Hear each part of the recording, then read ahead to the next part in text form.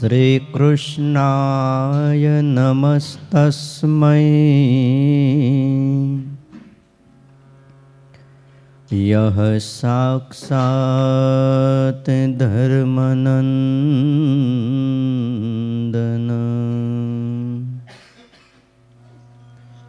ભુવિ ભૂત્વા હરત્યંતસ તમસ્તમ ઇવાં સુમાન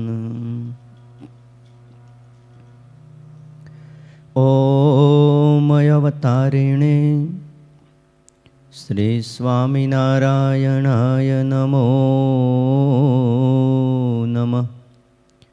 શ્રી હરિ કૃષ્ણાય ઘનશ્યામાય નમો નમઃ.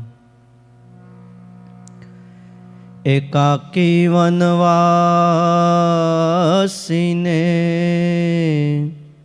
કઠિન તપકારિણે બાલયોગી શ્રી નીલકંઠ વર્ણેન્દ્રાય નમો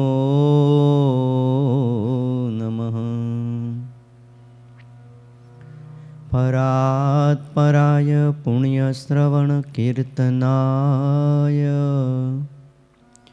શ્રી સહજાનંદ સ્વામીને શ્રી નારાયણ મુનયે નમો નમઃ. બોલો શ્રી સ્વામિનારાયણ ભગવાનની, હરિકૃષ્ણ મહારાજની, લક્ષ્મી નારાયણ દેવની, રાધારમણ દેવની, ગોપીનાથજી મહારાજની, સિદ્ધેશ્વર મહાદેવની, વિઘ્ન વિનાયક દેવની, કષ્ટભંજન દેવની જય.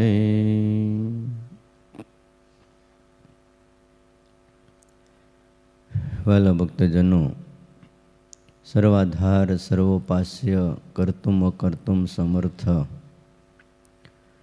પરમ કૃપાળુ ઇષ્ટદેવ ભગવાન શ્રી સ્વામિનારાયણ, વાત્સલ્યમૂર્તિ પૂજ્યપાદ ગુરુજી અને આપ સૌ વહાલા ભક્તજનો, પવિત્ર ધનુર્માસ આજે તારીખ 30/12/2023 શનિવાર છે.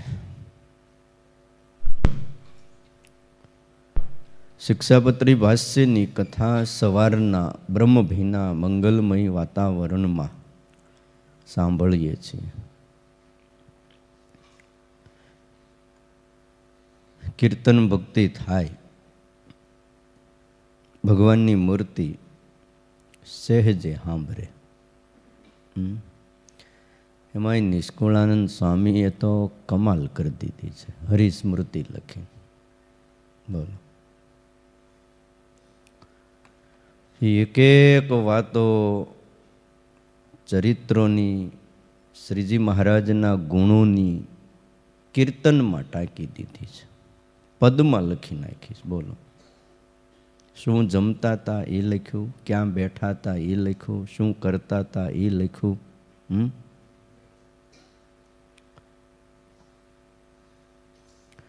એવા શ્રીજી મહારાજના એ બધા પ્રસંગોને, એ લીલાને સાંભળીએ હૈયું પ્રેમથી ભરાઈ જાય.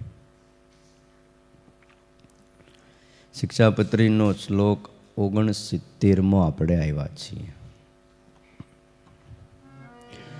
ગુરુ ભૂપાલ વશિષ્ઠ ત્યાગી વિદવત તપસ્વિના અભ્યોત્થાનાદિના કાર્ય સન્માનો વિનયાન્વિતે સન્માનો વિનયાન્વિતે.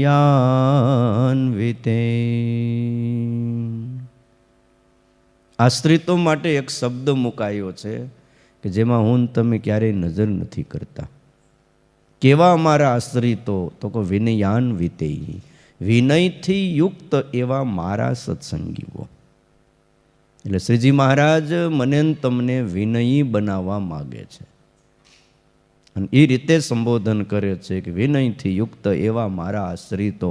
મારા આશ્રિતો બહુ નિર્માની છે, મારા આશ્રિતો અભિમાનથી રહિત છે, અહંકારથી રહિત છે. એમણે શું કરવું? તો કે 6 જણાને સન્મુખ ઉઠવું, આસન આપવું, મધુરા વચને બોલાવવા અને સન્માન કરવું. આ રીતનું એનું સન્માન છે. ઊભા થવું.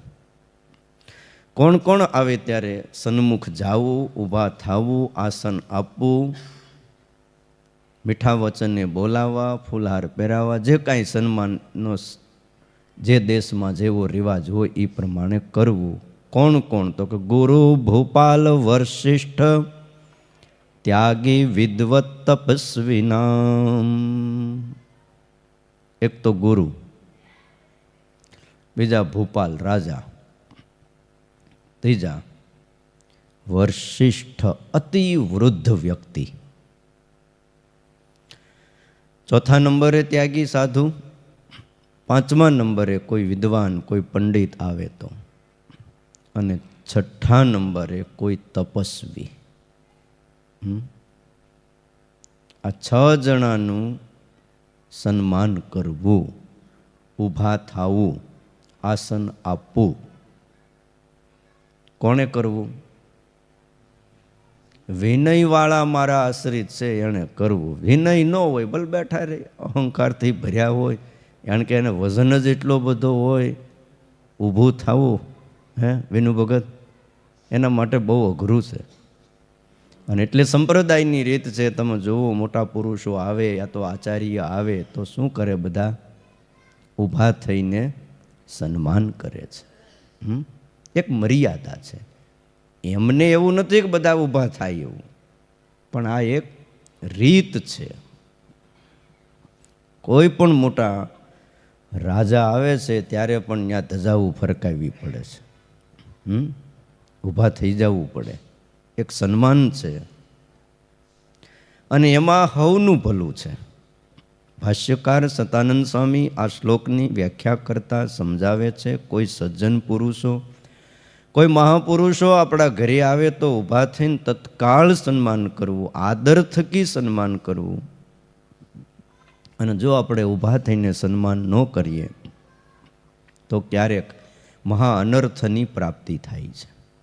ભાગવતનો 6ઠ્ઠો સ્કંધ, એમાં એવી કથા આવે છે કે એક વખત ઇન્દ્ર ઐશ્વર્યના મદથી અંધ થઈ ગયા.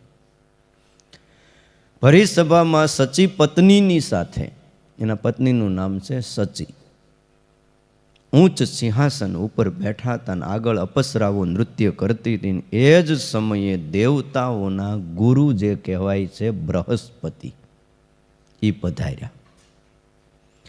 ગમે એટલી ઊંચાઈએ પહોંચ્યા હોય ને તો પણ એને ગુરુ હોય અને તઈ જ પૂરું થયું હોય. હા, કાં ગુરુ કરવા ને કાં ગુરુ થઈ જવું, બેમાંથી એક કરવું. એટલે 33 કોટી દેવતાઓ છે, એ તમામના ગુરુ કોણ છે? બૃહસ્પતિ. અસુરોના ગુરુ છે તો એના અસુરોના જે ગુરુ એનું નામ છે શુક્રાચાર્ય. એ ઘણા છે, તો એણે ગુરુ કરી, એને ખબર પડે ગુરુ વગર છે ને અટવાઈ જાય. અને અસુરોનો જ્યાં જ્યાં વિજય થયો ત્યાં શુક્રાચાર્યને આધીન વિજય હતો, કારણ કે એમની સલાહ મુજબ ચાલ્યા. ન્યા ન્યા અસુરો કોઈ દી પાછા નથી પડ્યા. આ તો ઠીક છે એની પડખે ભગવાન નહોતા, એટલી જ ખામી હતી, એટલે એ પળે પળે હારી જતા હતા. બાકી શુક્રાચાર્ય પાસે વિદ્યાઓ જબર હતી. એમ બૃહસ્પતિ પણ બહુ સમર્થ એક ગુરુ છે અને ગુરુનો ગ્રહ કહેવાય છે. બસ એ જ ગુરુ. ઇન્દ્ર મહારાજા સિંહાસન ઉપર બેઠા છે, પડખે સચી પત્ની છે, અપસરાઓ નાચે છે. અને ભાઈ એ થનગનાટને એ મહેફિલ જામી હોય. ઇન્દ્રે જોયું કે બૃહસ્પતિ સભામાં આવે છે, આ નજરે જોયું, છતાંય ઊભા ન થયા તે ન જ થયા. કોણે ઊભા ન થવા દીધા? અંદર પડેલા અહંકારે, અંદર પડેલા અભિમાને ઊભા ન થવા દીધા. એટલે શ્રીજી મહારાજ પહેલો શબ્દ લખે છે, વિનયથી યુક્ત એવા મારા આશ્રિતો. વિનયાન્વિતૈહિ મદાશ્રિતૈહિ. મારા આશ્રિતો બહુ નિર્માની છે. ઊભા ન થયા, આસન આપીને સત્કાર ન કર્યો, પોતાના સિંહાસનથી ડીગ્યા નહીં. એને એમ કે ઊભો થાવ સિંહાસન ક્યાંક વયું જાય તો. એ જ વખતે બૃહસ્પતિ સમજી ગયા કે આને સત્તાનો મદ ચડી ગયો છે, ઐશ્વર્યનો દોષ છે. બસ ચૂપચાપ બૃહસ્પતિ ત્યાંથી નીકળી અને પોતાને ઘેર ચાલ્યા ગયા. અને પોતાના યોગ બળથી પોતે અદૃશ્ય થઈ ગયા, દેખાતા બંધ થઈ ગયા. પછી તો મહેફિલ પૂરી થઈ, બધું થાન ગનાટ ને બધું આ હતું. એ તો ભાઈ કંઈ ના, કેટલુંક માણસ હાલો કરી કરીને કેટલુંક કરે. કોઈ માણસ ગમે ત્યાં બહાર ફરવા હરવા જાય તો કેટલુંક પછી એનો એક અંત હોય. એ પૂરું થાય પછી ખબર પડે, એલા હમણાં ગુરુ આવ્યા હતા ને, તો બીજા દેવતાઓ કીધું આવ્યા જ હતા, અમે જોતા જ હતા, પણ હવે તમારી આમાન્યા તોડીને અમારે ઊભું ન થવાય, કારણ કે અમે ઊભા થાય તો વળી તમે પાછા ખીજાવ. તમને કોણે દોઢ ડાયા કર્યા? તમારે આડા પણ કરવાની શું જરૂર હતી? જો પણ કે ગુરુ વૈયા ગયા છે અને જરાક ઉદાસ થઈ ગયા છે. તે ઘણા અત્યારના ફિલોસોફરો પાછા આના ઉપર પીએચડી કરે, ગુરુને એવું હું રાખવું જોઈએ, આનું મનું બેસી જવું જોઈએ. લે, ફિલોસોફરો તો કાંઈ મગજના ખાસ છે ને અમુક તો. હાલો ઇન્દ્રએ સન્માન ન કર્યું તો કાંઈ નહીં, પણ આમણે હું કામ માન રાખવું? એટલે ભાઈ માનની વાત નથી, જે પ્રમાણે જે થતું હોય એમ જ થાય. કયો આપણા મોટા અધિકારીઓ અમુક આવે છે, ત્યારે એની પડખે એટલી સિક્યુરિટી હોય જ છે. ખ્યાલ આવ્યો? પહેલાં એ આવે, તપાસ કરે અને પછી આ લોકો પ્રવેશ કરે. બૃહસ્પતિ અદ્રશ્ય થઈ ગયા અને એની પાછળનું કારણ હતું કે ઇન્દ્રને જરાક ખ્યાલ અપાવવો હતો કે આ તમે તમારી મર્યાદાને ચૂક્યા છો. અને ગુરુનું એ કામ છે કે શિષ્યમાં કંઈ ખોટ દેખાય, કોઈ ખામી દેખાય તો એને દૂર કરવી. રોગી દેખાય તો ડૉક્ટરને ખ્યાલ આવી જવો જોઈએ, મારે આનો રોગ દૂર કરવો જોઈએ. એટલે ઔષધ આપીને કોઈ પણ રીતે રોગીને રોગ દૂર કરે એ ખરો વૈદ છે. એમ ગુરુ એ છે કે ખબર પડે કે આમાં એટલી ખામી છે, ભૂલ છે, એટલે એ કાઢે રે. શ્રીજી મહારાજનો સ્વભાવ એવો હતો, ગુણાતીતાનંદ સ્વામી એવા હતા. બોલો, ઓલી ઘોડીનો સ્વભાવ પડી ગયો તો તે મહારાજે કાઢ્યો. બોલો, પાટું મારવાનો સ્વભાવ હતો લોયામાં. તે બપોર લગી વાહડો લઈને બેઠા. તે હરિભગત બધા આવીને કે આ ધનુર્માસ હાલે, કથા નથી કરવાની, તો આજ કથા બંધ છે. એટલે પણ કથા કરો તો કથા પૂરી થાય તે કંઈક પ્રસાદ મળે, પ્રસાદ એમનું મળી જાય. બાકી આજ તો છે ને આ ઘોડીનો સ્વભાવ કાઢવો છે. તે બપોર લગી બેઠા અને પગની વચ્ચે વાહડો ઓડાડે, તો ફળવું કરતું પાટું મારે. બપોર થતાં તો થાકી ગઈ ઘોડી.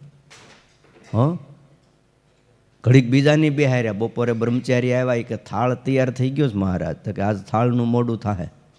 અરે પણ મહારાજ સમય ઉપર જમી લ્યો, તો કે અમારું કામ કોક કરે તો બેહીએ. ન્યા કોકને બેહાર્યા, પણ પછી તો ભાઈ 4 વાગે તો ઘોડી ટાઢી બોળ થઈ ગઈ. પછી તો હાથ ફેરવો, 2 પગ વચ્ચેથી વયા જાઓ, પગ ઊંચો ન કરે. બોલો, સ્વભાવ કાઢી નાખ્યો. એટલે વાલા ભક્તજનો, મોટા પુરુષોની આ રીત છે. તો એટલે બૃહસ્પતિ અદૃશ્ય થઈ ગયા, ચૂપચાપ નીકળી ગયા હતા. પણ ઇન્દ્રને પછીથી ભાન થયું, દોડીને બૃહસ્પતિને ત્યાં ગયા કે માફી માગી લઉં. ત્યાં બૃહસ્પતિ હતા નહીં. આ લોકો મહાન એટલે છે કે એને ખબર પડે ને તો પાછા દોડીને જઈને માફી માગતા, અને આપણને ખબર પડે છતાંય આપણે માફી માગવા જઈ નથી શકતા. આ આપણી કઠણાઈ છે. દેવતાઓમાં મનુષ્યમાં આટલો ફેર પડે છે.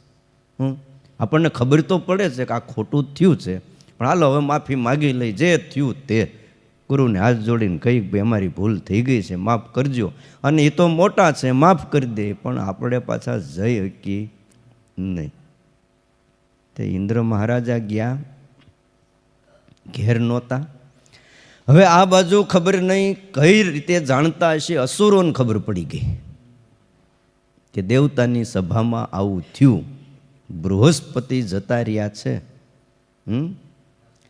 ઇન્દ્રની સાથે ગુરુને કહેતા બૃહસ્પતિને અણબનાવ થયો છે. આ બૃહસ્પતિ તો આપણે બોલીએ છીએ, પણ ગુરુ શબ્દથી ગુરુ એટલે એ બૃહસ્પતિ જ થાય છે.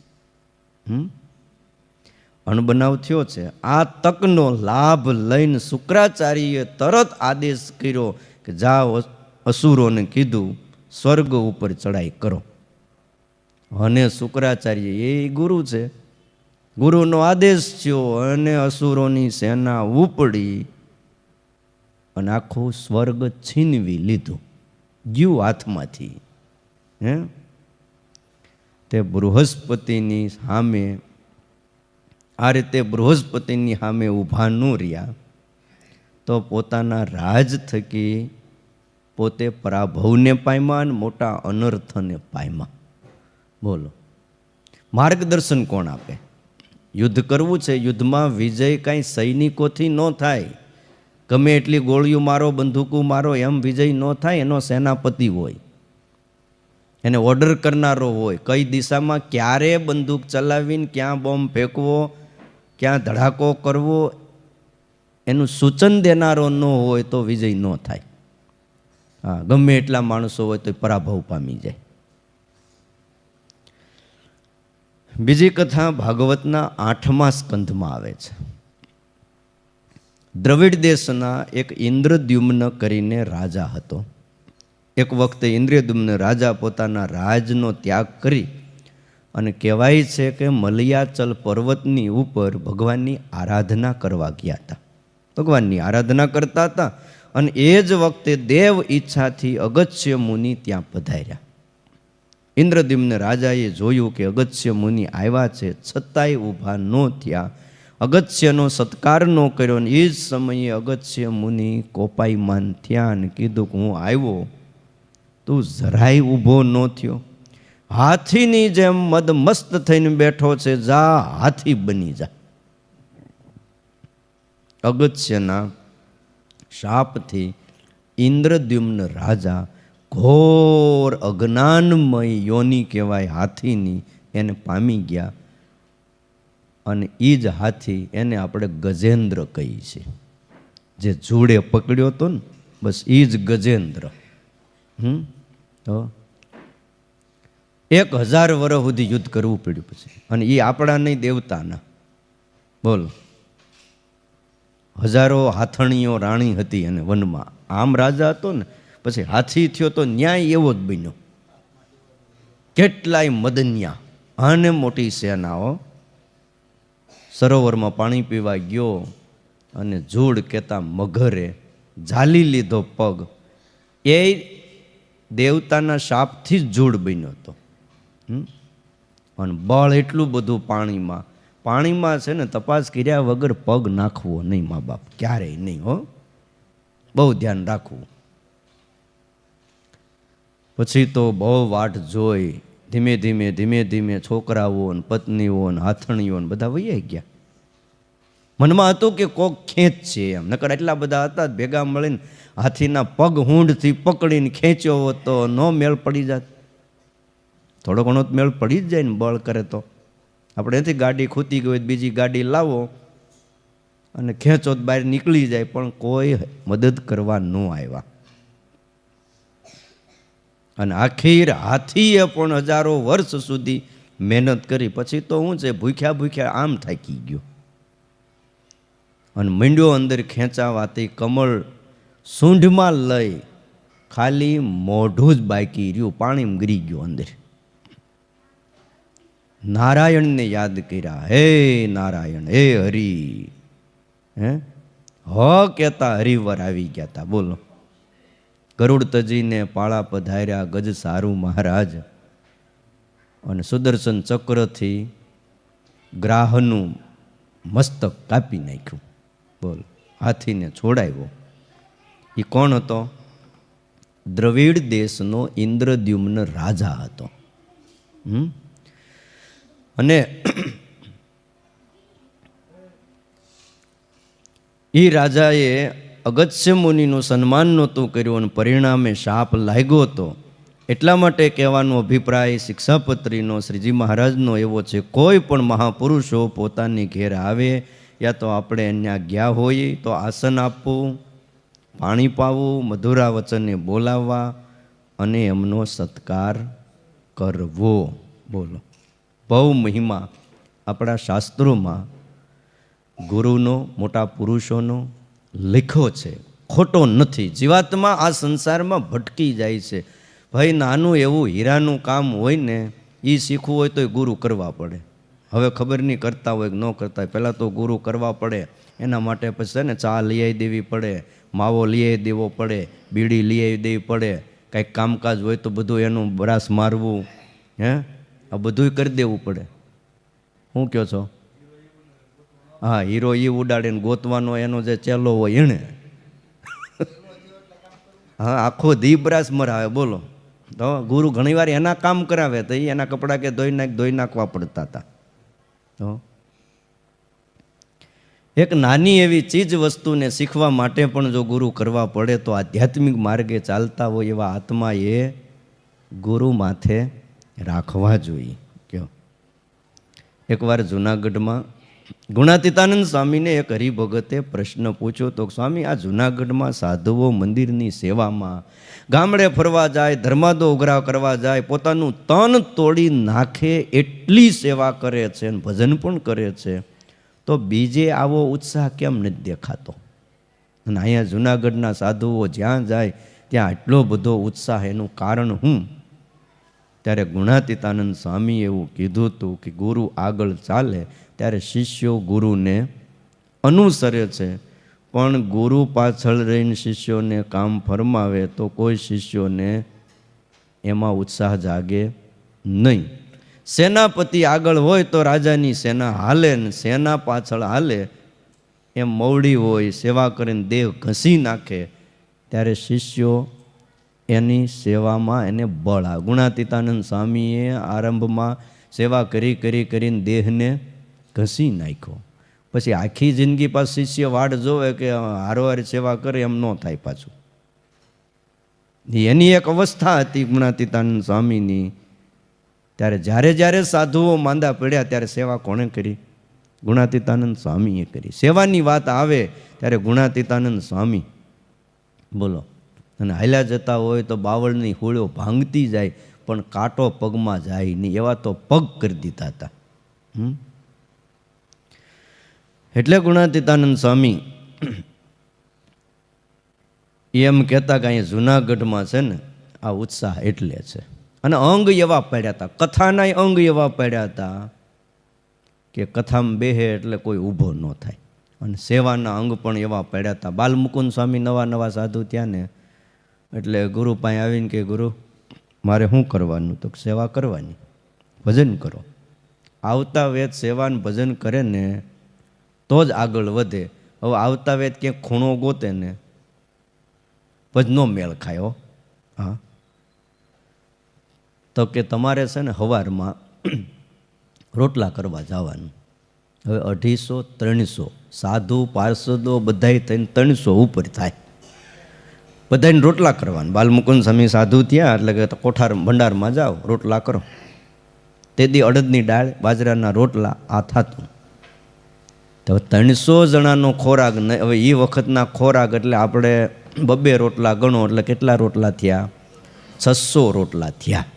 હવે 600 રોટલા કરવા એટલે પાછો એ એક ચૂલે કે 2 ચૂલા, તેથી કંઈ આપણી જેમ નહીં કે 10-15 ચૂલા મૂકી દીધા, વધીને 2 થી 3 ચૂલા શરૂ કરે. વાર તો લાગે.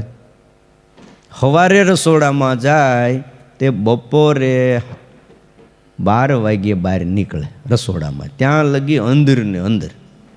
અને એ ફૂકણિયા ચૂલા લાકડાથી રોટલા કરવાના. રોટલા તૈયાર થઈ જાય, ઠાકોરજીને થાળ ધરી દે 11 વાગ્યે, થાળ તૈયાર થઈ જાય પછી સ્વામી તે દી વાડીએ રહીને કથા વાર્તા કરતા. ક્યારેક બહુ ગરમી જે હોય સ્વામી વાડીએ જતા, ને બાજુમાં જ છે જુનાગઢમાં, તો ત્યાં પાછું ભાટ લઈને જવાનું. થાળ ધરાવ્યો એ લઈ જાય અને ગુરુ આગળ ત્યાં મૂકે, કથા વાર્તા ત્યાં હાલતી હોય. સ્વામી કથા વાર્તા બંધ કરાવી, મનસી પૂજા કરી અને જમવા બેસે ને બાલમુકુંદ સ્વામીને કે સ્વામી તમે ખેતરમાં બેહો, તડકે બેહો. તે 12 થી 1 તડકે બેહારે. ત્યાં ગુરુ જમી લે, બધું પતી જાય, પછી આને 1 વાગે જમવા આપે. હવે એને કેટલા મહિના થઈ ગયા. બાલમુકુંદ સ્વામી કોઈ દી એમ ન કે સ્વામી મને કેમ તડકે બેહાર્યો. 1 કલાક તડકે બેહવાનું, કાંઈ લાંબુ વિચારવાનું જ નહીં. પછી ગુણાતીતાનંદ સ્વામી કીધું બાલમુકુંદ કાંઈ સંકલ્પ નથી થતો.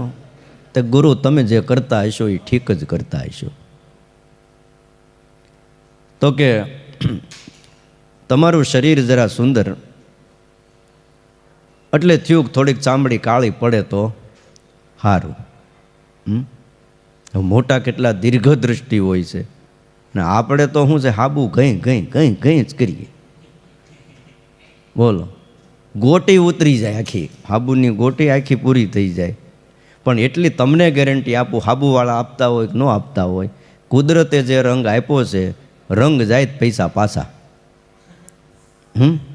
એમાં ફેર જ ન પડે. બોલો, ભગવાને જે દીધું છે ને એ એમ જ રહે. થોડો ઘણો કદાચ તમને લાગતો હોય, 2 દી 4 દી ફેરક લાગે, બાકી કાંઈ ન થાય.